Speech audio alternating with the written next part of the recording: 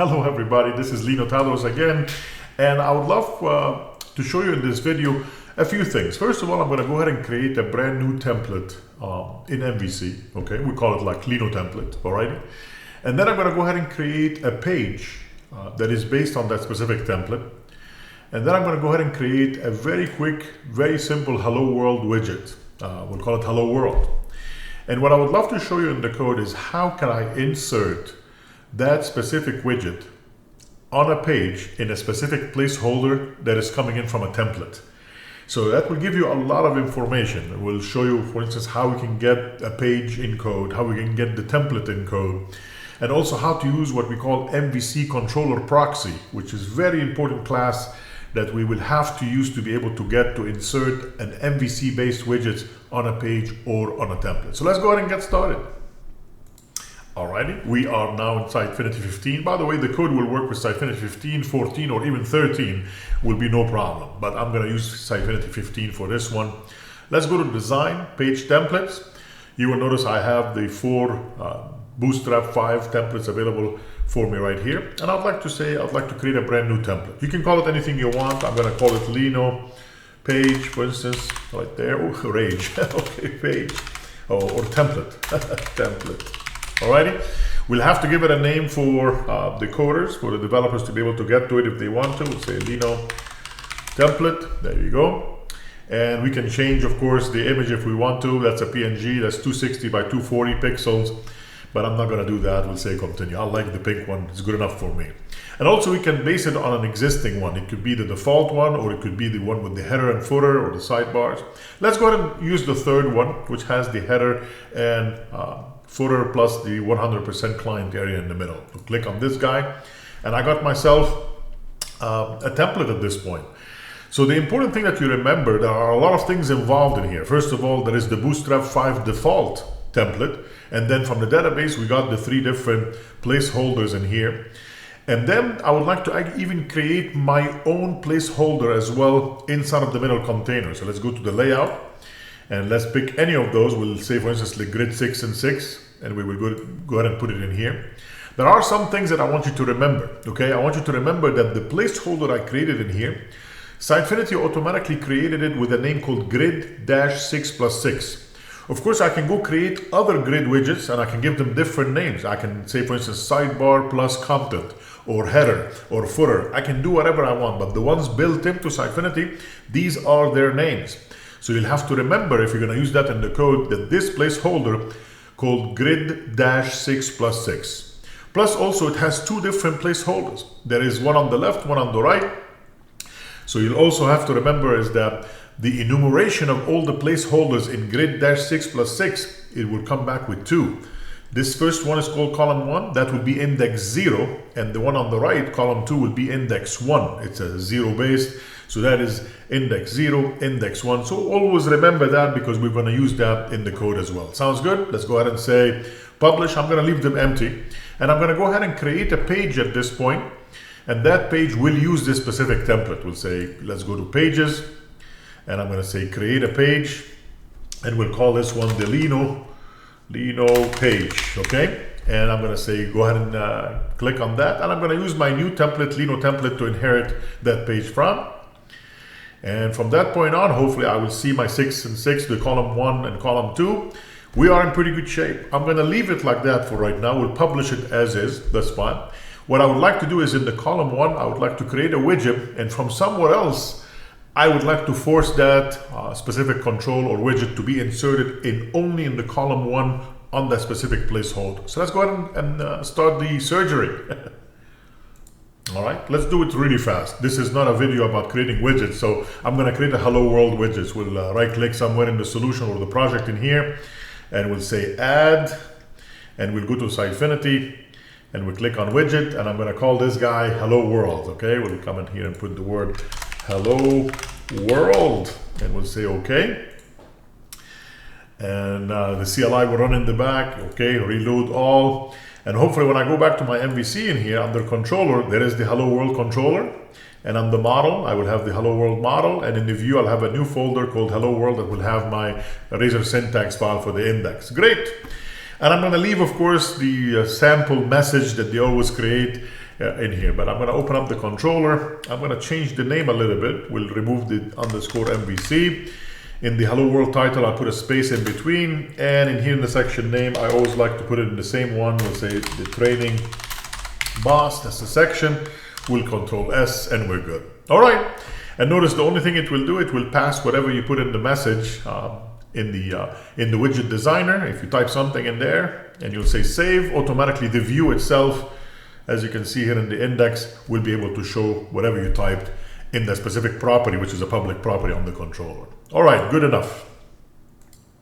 All right, let's get back into our code. We will leave the action results index alone. We'll go ahead and create our own action result on a different route. We'll say public, and we'll do action result, and we will call this one, let's say insert, and we'll say insert widget. You can call it, of course, anything you want.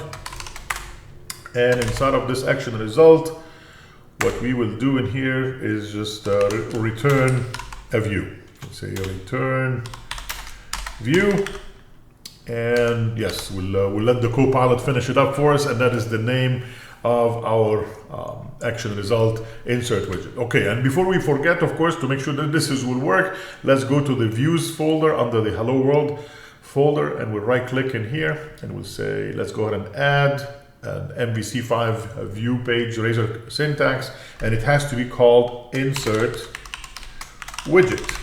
Exactly the same thing as the view that we are passing in here. We'll say okay. It will create another CS/HTML file for us. Let's just do something silly in here. We'll say div, and we'll say widget has been inserted. All right, Control S, and we don't need to see this again. We are all good at this point. Excellent. So instead of this action result, what is the first thing I want to do? And I'm going to do a lot of things, like 3 or 4 different things that have to happen at this point. The first one is I want to get the Lino page. There is a way to do that using the page manager inside of Sitefinity. Let me bring in the 2 lines of code in here. I'll push a couple of enters so that you can see it. I'm going to say page manager PM equals page manager.getManager. That will latch on to the page manager running inside of Sitefinity. And then I'm going to create a page node, give it a name like node.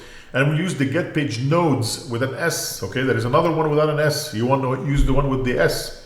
And we'll use a lambda expression. Let me bring in link. We'll say using system link. And then I'm going to say, look for the URL name that is equal to Lino page. Remember, in Sitefinity, when you create a page called Lino page with a space, it will automatically change it to a dash.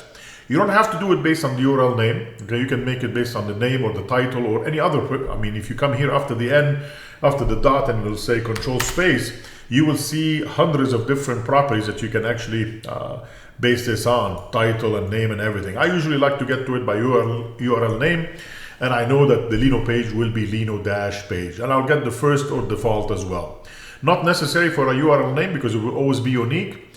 But if I said, for instance, n.name or n.title, when I say Lino page, there might be more than one page called the same thing. As long as the URL is unique, you can actually create press releases and blog posts and pages with the same name. It's kind of silly to actually create these things with the same name, but Sitefinity will not stop you.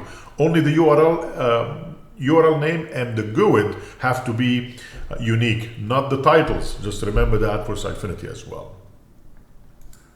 All right, the next part is I need to use this page manager that I've created or actually latched onto, and I'd like to set up this page to be in edit mode. So you have to put it in edit mode, otherwise you will not be able to insert a specific widget as a control in one of the placeholders. You cannot do that without putting it in edit mode. But the edit page functionality inside of Sitefinity does not accept page nodes. It has to take a page data. So between page node and page data, these are the 2 classes or the 2 objects that will end up creating a page inside of Sitefinity. So first, you have to get the page data from the page node, and then you can edit the page. So we'll bring you the 2 lines of code so you can see it right there. See, I'm going to say create a var page data, and we will get to our node.getPageData. I'm right there. And then we will use the page manager.edit page, and we will pass the GUID of that specific page data, okay? I mean, we could get the GUID from the node as well, but for some reason, the edit page functionality requires the object to be coming in from a page data, not from a page node. So you'll have to do it this way to make it work. Now we get to the part that confuses a lot of people inside of Sitefinity. which is what is the difference between a widget and a control. You will notice you always hear the word widget a lot inside of Sitefinity. When we are in a page in edit mode and you have all these 70 or 75 different widgets on the side, they are only widgets when they are right there on the right side. Okay, once you click on that widget and grab it and put it inside of a placeholder, that instance is a control. So I know it's kind of confusing a little bit, but widgets are not controls unless they are inside of a placeholder. So what's available on the right side, yes, these are the widgets like Hello World and News and Content Blog. All of these are widgets. Once you drag them and put them inside of a placeholder on one of the pages or one of the templates, they become controls. So make sure you understand there is a difference between the two. And of course you have to deal with that when you're writing code. It's easy to do it when you're doing it visually by dragging and dropping, but in the code you have to specify what the widget is first, and then you'll have to create a control to associate that widget with a specific placeholder. Two different steps. So let's come in here right after that, and I'm going to bring in the most important line of code, which is you have to create a widget instance, but it has to be MVC controller proxy instance, okay? It cannot be just an MVC controller. It has to be the MVC controller proxy, and you can give it whatever name you want, and we will create an instance of that. From that point on, I can get to this widget. We'll say widget dot, and we will need to give it the controller name. Very important, okay? And notice the Copilot is trying to do something in here that unfortunately will not work. Well, it will work 50% of the time. The controller name, if I would like to insert the widget that I'm working on right now called Hello World, the name of it is actually not Hello World. The name of it is Hello World Controller. That's the name of the class. So I have to put in controller in here. And even that is not enough, because that is not a fully qualified name for that specific control. The name of this control should be, if you go up in here, it's called demo. See, demo is the name of my project, and then I have MVC, and I have .controllers, and then I have Hello World Controller. That is the qualified name. That is the full name of my control. The reason why I'm saying be careful with that, because if I leave it like this and I run my code, we will be able to insert a control called Hello World Controller, but the widget designer will not work. It will give you an error because it's not qualified. So make sure you always put in the entire thing. And it's not going to be a string, it's going to be a real type. So take that out of there and come right before it and say, I'm looking for the type of Hello World Controller, and we do have access to it because we are inside of this file. And I'm going to look for a property on it called full name. If you put a breakpoint and run this later on, you will find out that the full name is demo.mvc.controller.hello world controller, and that's what the system needs, so it can work actually on a page, and also the widget designer will work as well. So make sure you always do it this way. Excellent. What do you think we're going to do next? I might be ready right now to create the control to insert it on that page, but remember, the placeholder we created, we did not create that on the page. We actually created that on the template. So believe it or not, we will not be able to access that specific placeholder on the page itself because it doesn't exist there. It will just be passed to it at runtime. But I need to insert it on the template so that we have to get the name of the placeholder from the template, and then we'll insert it in the page itself, because the grid 66 with the column 1 and column 2 are not available as a placeholder on the page. They are available on the template. So the first thing I'm going to do in here, let me bring in the line of code. I'm going to say page template, give it a name, we'll call it template, and we'll say pm dot, let me indent this a little bit so we can show you that this is a continuation of this line. We'll say get templates, and then we will say if the title is equal to Lino template. Remember, I called it Lino template when I created that, and we will get the first or default that has that name inside of there. Now the next line will be very interesting. Now that I got myself into that template called the Lino template, I need to go ahead through all the different placeholders available on the template. So I'm going to go ahead and do this line. I'm going to create a string called placeholder ID, because I need to get the ID, the GUID of the specific placeholder, for instance. And I'm going to say the template.controls.where, and I'm going to look for something that contains, or you can say equal, grid-6+6. It has to be spelled exactly correctly to be able to find the one that we created called grid-6+6, or whatever name, of course, you've created in the grid widget. And we're going to find the first one. But remember, when I did that, there were two columns inside of there. There was column 1 and column 2. So I'm going to say dot placeholder 0. the index is 0 here, that means the first one it will find. That will end up being column 1. If I want to get to the column 2, I'll put a 1 in here, and that will get us the second column. Or if you created 3 columns, 4 columns, then you'll have 0, 1, 2, 3, 4, and so on and so forth. But you will be able to hopefully give them better names. I usually don't like to use zeros. Usually you want to create consts to explain what this is. This is the first column on the left, first column on the right, so on. So when you pass this, anybody reading your code understands which placeholder do you mean inside of the grid 6 plus 6. Now the next line, folks, is the transition from being a widget into being a control. So I'm going to actually go do a control V in here to bring the line. So I'm going to create a brand new variable called widget control now, okay? And I'm going to say the page manager instance that I've got dot create control, and it has to be a generic of type page draft control, because you have to do this in draft and then you'll need to publish it later on. But for right now, we'll page draft control in the edit mode. And it takes 2 parameters. The first one is the widget we created early, okay, which is the hello world controller. And then the placeholder, and it knows exactly what the placeholder ID is. That is the first placeholder, the column 1, inside of the grid 6 and 6 on a specific template called Lino template. So it will go ahead and insert it right in there. So from that point on, we get ourselves a control. And remember, for instance, when we created visually hello world by dragging it into a page or a template, for instance, what's the caption that you get in the placeholder? It will be exactly the same name of the hello world. So if it's called hello world, the caption will say hello world, all right? There is no way to change that. Not in code. In code, you can actually change the caption to whatever you want, even if it differs from the name of the widget that you're bringing it in.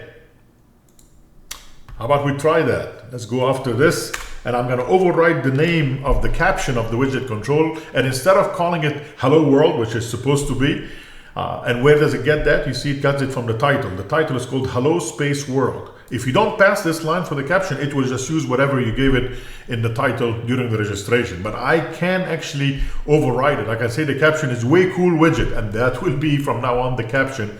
And I'm not changing it, the title, that will be registered with this title. I'm just overriding it during the creation of the control itself. All right, another cool thing I always like to show is that I can set the permissions on that control. I'm not going to set permissions and make it more complicated than it needs to be. I'm just going to say go ahead and inherit, set control default permissions, widget control, so we will get whatever is available for us as far as accessibility and permissions on the widget control. But you can set up permissions, who can actually do things or who can see things inside of that widget, and so on and so forth. There is only one thing left to do, is to go to my page, which is called the Lino page, and I will go ahead and add that widget to the controls collection on that page. So if I come in here, we will say page, which I've created earlier, as you can see, dot controls, which is a collection of all the controls on the page, dot add, and I'm going to have to add the control, not the widget. Remember, once it's inside of a placeholder, it's a control, it's not a widget anymore. I'm almost done. As a matter of fact, I can run this code right now. It will be very successful, but I will not be able to see anything at all. It will never hit the database, but it will be successful. But everything is happening in memory, okay? I need to persist this, so the final 2 lines of code, one of them is to publish this page draft that I created by passing in the page, and the last one to say save the changes. Save the changes will automatically save the page into the database as well. So without these 2 lines, no errors, but nothing happens in reality because the database have never been notified of all the changes you made on the page or on the template itself. And that's it, folks. I know it's maybe 10 lines of code, but it will show you the MVC controller proxy, what is the difference between a widget and a control, very important. Also, the create control has to take the widget itself that you just created and the placeholder of what it needs to go inside of a placeholder on the page or on the template. Alrighty, let's go ahead and run it and see if it works. All right, and we are back in the site. Notice I have 2 pages. Let's open up the Lino page just to remind you what's going on in here. In the Lino page, it inherited from the template called Lino template. That is my column 1 and column 2. I want to remind everybody, if I go to the layout, notice there is no grid 6 plus 6 in here because that placeholder is available on the template. That's why I had to get it through the template. I could not do it on the page directly. Of course, if I want to drag something here on the page itself, I don't need the template, I can do it on the template. But because the grid 6 and 6 was created on the template, I had to do it from over there. Okay, it will not find it on this page in code. Okay.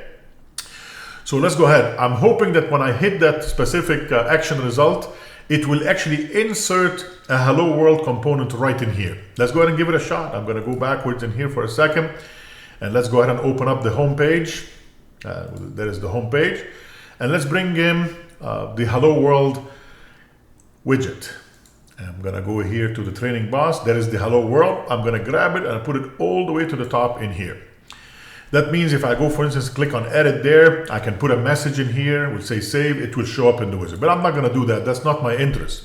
Let's go ahead and click on publish. And I would like to go ahead and run the home page from the front end itself. And then we're going to change the route. I remember the route is called insert widget, right? Let's go ahead and do that. We'll say view.